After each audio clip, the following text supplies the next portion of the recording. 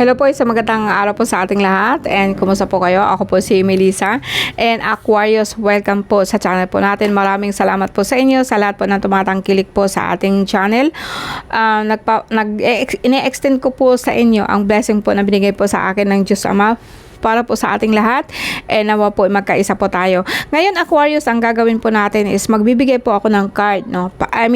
Reading na kung saan tatalakayin po natin yung kung ano po ang parating po sa atin sa 2026, no? Or ano po ba ang hindrance, obstacle ngayong taon na to na parating. And then bigyan po natin ng posibleng solusyon and bigyan po ako ng dagdag kaalaman po dito sa ating Lenormand and life messages po. So let's begin, no? Aquarius, so gusto ko lang i-remind sa inyo na ang taon po na 2026 is fire sign. Fire sign, year of the horse, na kung saan movement, swift, mabilisan. Tapos ito po yung tinatawag natin na kumbaga sa akin, alam ko naman na Aquarius is kalma. Sa lahat po ng air sign, Aquarius po ang pinaka-matured. Kumbaga sa akin, pinaplano mo lahat. More on emotion ka po, nagbe-base ka po sa emotion na kung saan lahat ng ginagawa mo, iniisip mo. Kumbaga sa akin, kino-combine mo po ng isang sa iyong damdamin, sa iyong nararamdaman, sa iyong puso, no? So, I would say na kaya mong i-handle ang fire sign ngayong taon na to, no? And kasi po kahit sabihin po natin na isa kang air sign, kaya mong i-handle yung energy po na kung saan mabilisan, no? Mabilis ang energy po. Kahit sabihin po natin fire, actually napakalakas po na apoy. Kaya po kung napapansin po ninyo, pagpasok pa lang po ng taon is marami na hong sunog ang nangyayari. Maraming sunog, masasabi po natin na more on ang kalikasan po natin is like nagbabadya na po talaga ng kanyang energy papasok pa lang po ng taon.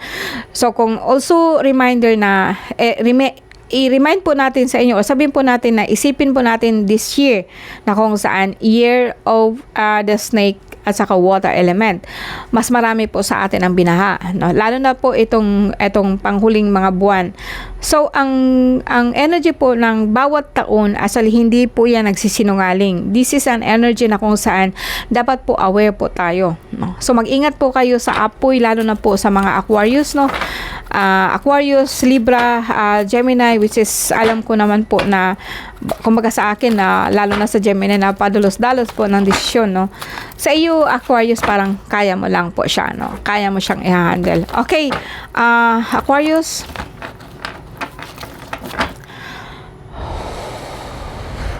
so ano ba ang balakid, obstacle, mga problema na sasalubungin ng isang Aquarius?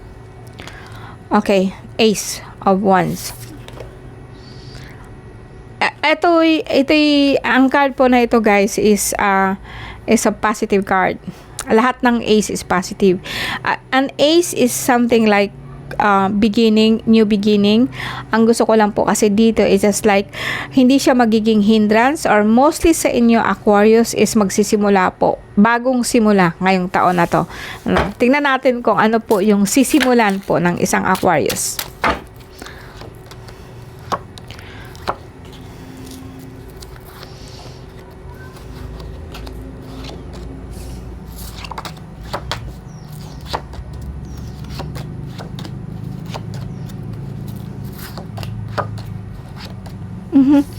Aquarius. So, mostly sa akin, no, pinaka-sentro ng card mo, like your conscious mind is Pentacles, no? So, alam ko na ang Aquarius, some of you may not, no, or maybe na, kumbaga sa akin, marami kayong ginawa this year na kumbaga sa akin, waiting po kayo na mamumunga. And ito po yung dahilan na kumbaga sa akin, marami kayong ininvest, marami po kayong pautang, marami po kayong mga materials na binili na hindi pa po siya nagbubunga. Then hanggang ngayon, naghihintay pa rin po kayo. Parang kumbaga sa akin, parang nagtatanim kayo and naghihintay po kayo kung kailan po kayo aani. Ito po yung mindset po, or sabihin po natin na energy ngayong ano na to, ngayong taon na parating. Sentro ng card mo is simula ulit, no? The Sun. So mostly sa atin, ito yung pinaka-energy na papasukin po ng Aquarius.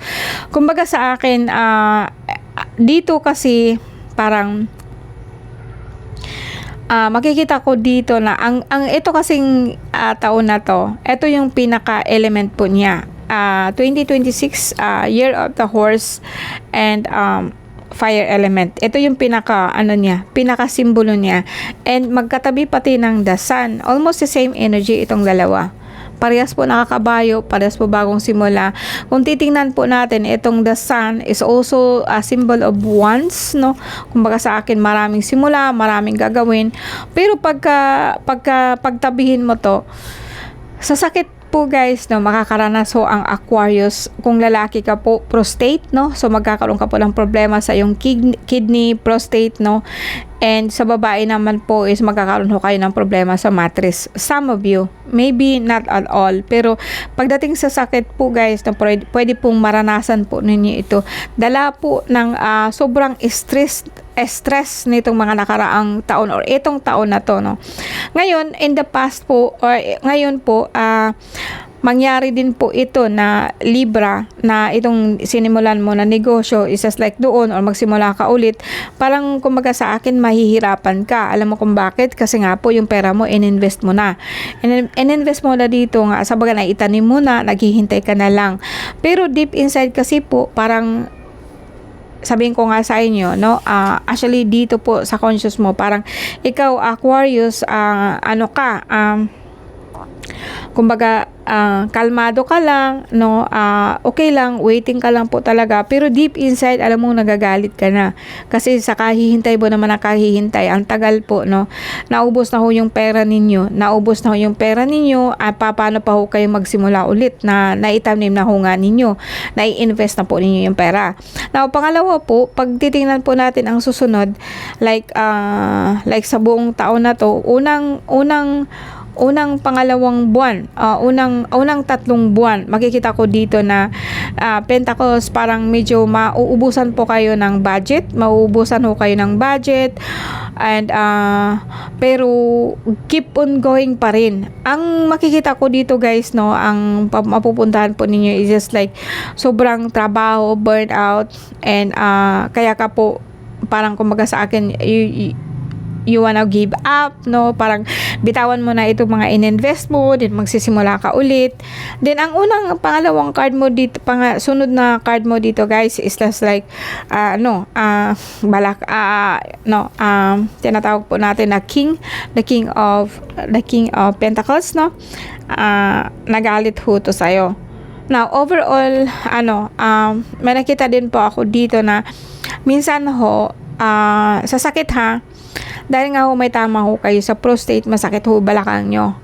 Masakit ang balakang hanggang binti, masakit ang pakiramdam. Some of you, magsasuffer po kayo ng arthritis, masakit na paa, and then kuminsan po talaga pong matutumba kayo, no. May ano din po dito na, kumbaga sa akin, mayroong awayan, makikita ko may awayan, pero more on kakayanin niyo. Now, eto ho yung tinatawag po natin na the bad side, no, Aquarius.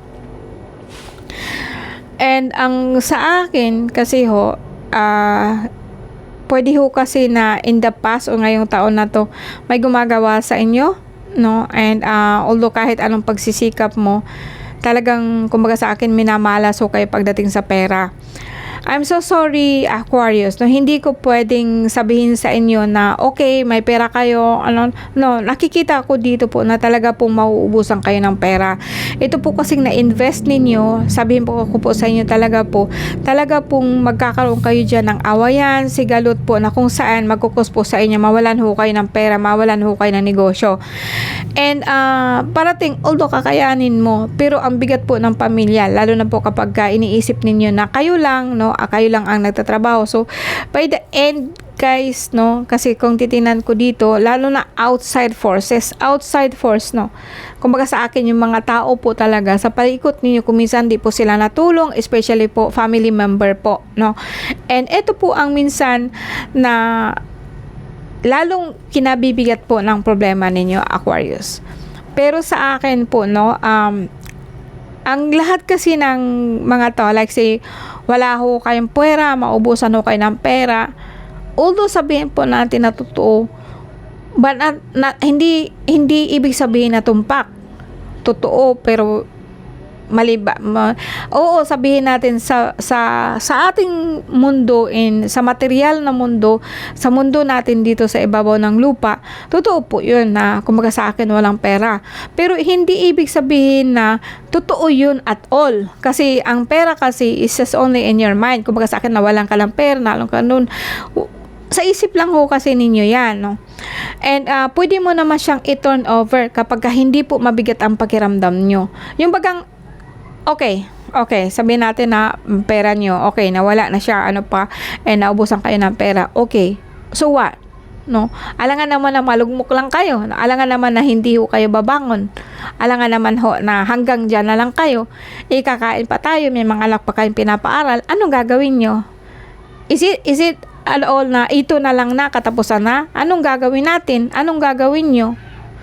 No? Eto kasi ang nakikita ko, wala man ako, hindi ko man siya, pero although ito ang sitwasyon ninyo sa mundo natin, dito sa physical na mundo natin, pero hindi ibig sabihin na totoo ito astrally, hindi totoo sa spiritually, kasi alam niyo kung bakit ito nga sinasabi ko, may gumagawa sa inyo spiritually, kaya kayo nahihirapan pong makabangon, kasi nga po etong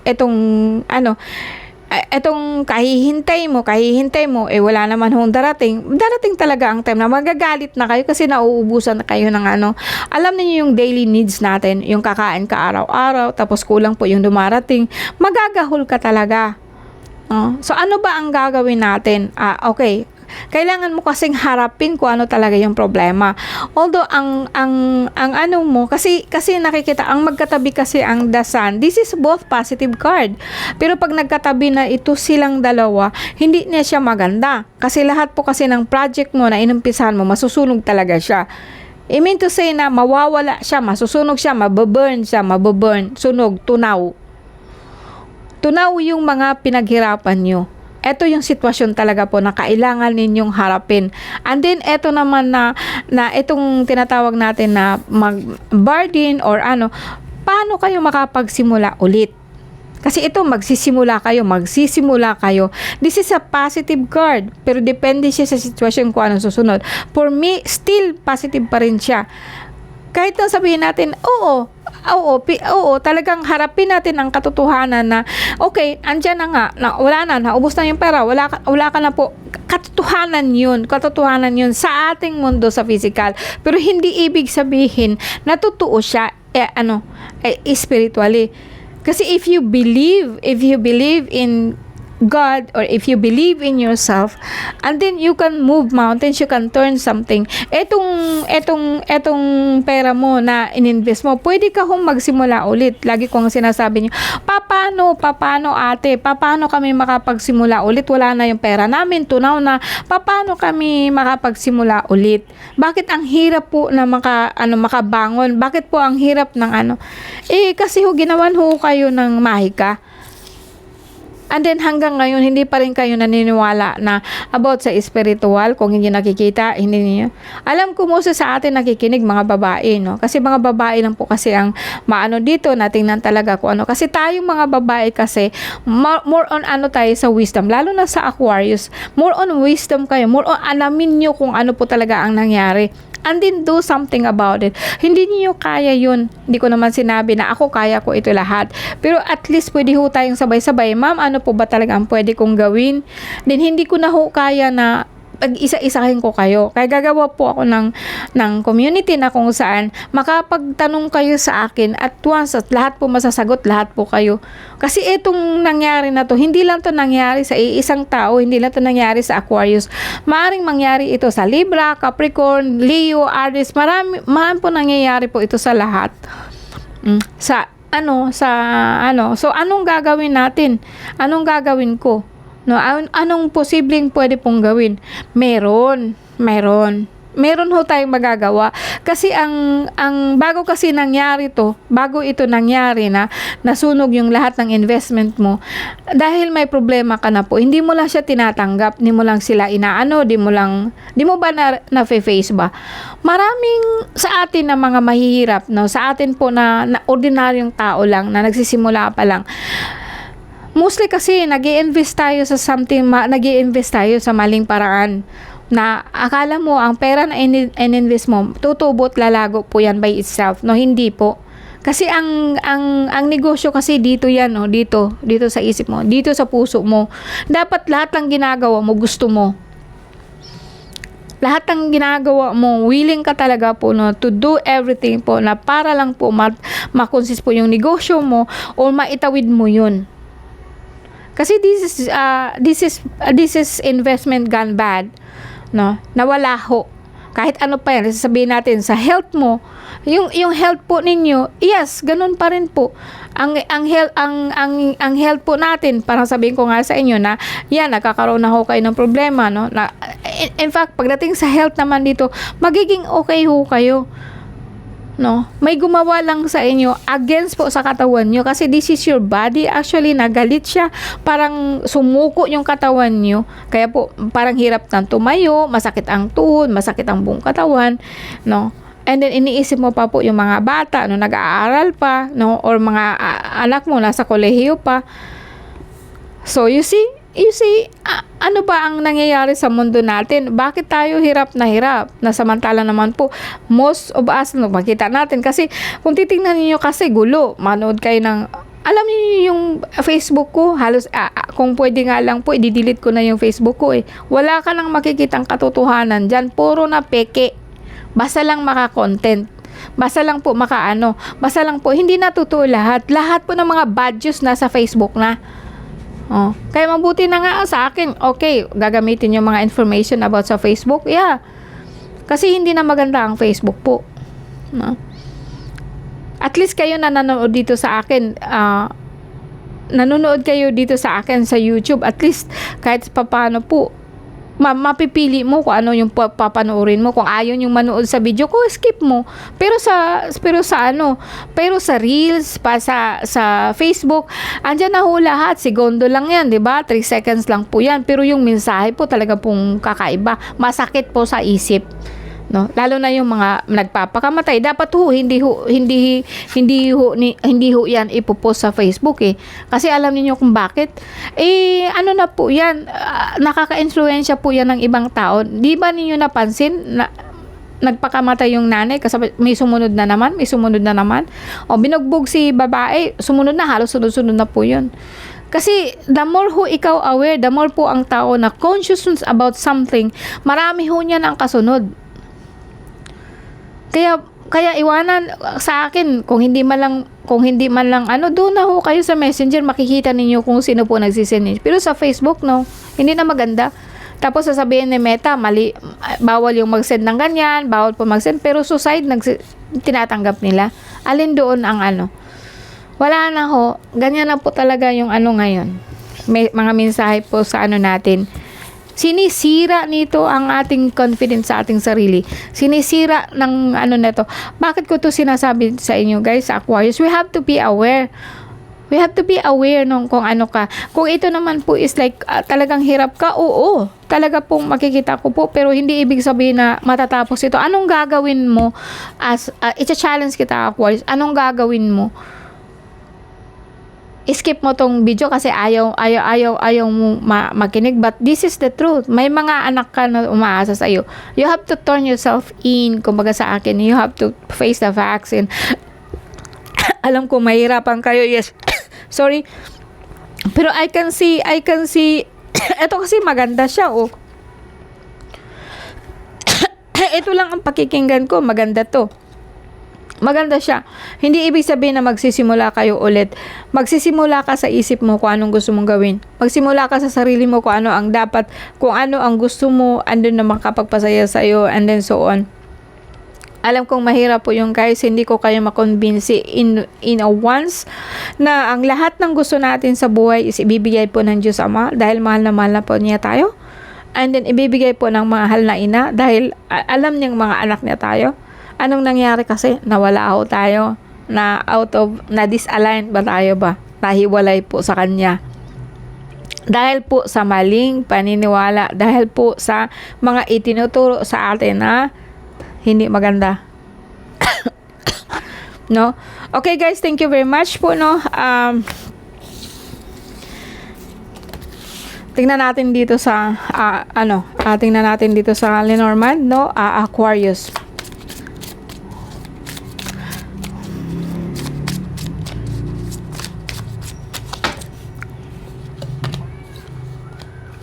Aquarius, no? Ang ganda ng card mo dito sa una. Dito, ano po ang baliktad po dito? Ang ganda dito, guys, no? Sa card ninyo sa Lenormand. Actually, mag-e-end po dito na sorry po na ano ako.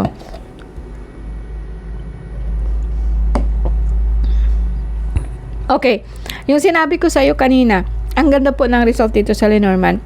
Kasi kung susundin mo ang puso mo, this is the heart and this is a bouquet.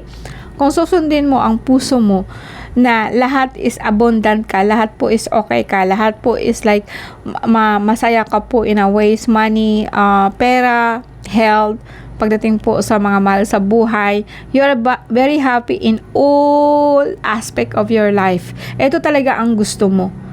And a good thing, dahil ano ba siya, the house po, at saka, kung magasakan kung i-align mo yung puso mo, and then, ang buhay mo po, ang pera po, kusang darating sa bahay mo. Trust me, ha? And then, pangalawa po, although sabihin po natin na also affected po sa ano mo, sa health mo. Pero sa ngayon, parang sabihin natin, Clover, sentro ng card mo. Pero ang pinakaano kasi dito is just like may magbabago sa'yo. And magbabago ka in a way financially, sa isip mo din, no? Although sabihin po natin na may pera ka ngayon, sapat lang, although nahihirapan kang tumayo, pero the 3 kasi is ano siya kasi itong the 3, kumbaga sa akin yung stability mo, magiging okay po siya. Rider 3 and Coffin, Anchor, and then the Clover. Ang Coffin is not about it's not about death, but it's about transformation. Kumbaga sa akin, may tatapusin ka po. And then, ito po yung, ang straight po niya is etong Clover. Kumbaga sa akin, mag-decide ka nga, ito ang gusto ko, mas maraming pera, no, mas masaya, nandito ang mga mahal ko sa buhay. Bouquet is a symbol of, kaya sabihin po natin na, sometimes po, pwedeng possibility po na may mamamatay, okay, pero hindi ibig sabihin na mamamatay physically, kundi mamamatay yung luma mo na mga paniniwala mo. And that's it, Libra. Aquarius, thank you for watching. Bigay po ako ng isang mensahe po, no, dito sa ating oracle card. Aquarius, January 20 hanggang February 18. Okay, heart vision. Okay, yung sinabi ko sa iyo kanina, yung puso mo, kung anong gusto mo, nanggagaling sa puso mo, mangyayari po 'yon. With the eyes of my heart, I see the true beauty in everyone I meet. I look beyond the surface, focusing on the energy of love within. I am filled with awe at the presence of God in each of us. The eyes of the heart allow me to witness the divine shining in all. So, itong sinabi ko sa inyo guys na kanina na parang devastate ba yun o sa English yun na parang malulugmok po kayo dahil ang ibang investment mo is hindi po siya magkakaroon ng katotohanan, pero makakabangon ka ulit in a way po na hindi mo mai-imagine. And ito yung nakikita ko na kung pagsabayin mo yung puso mo and yung desire mo is magkakaroon po ng may pagbabago po mangyayari. Thank you very much po sa inyo and magandang gabi po sa lahat, Aquarius po.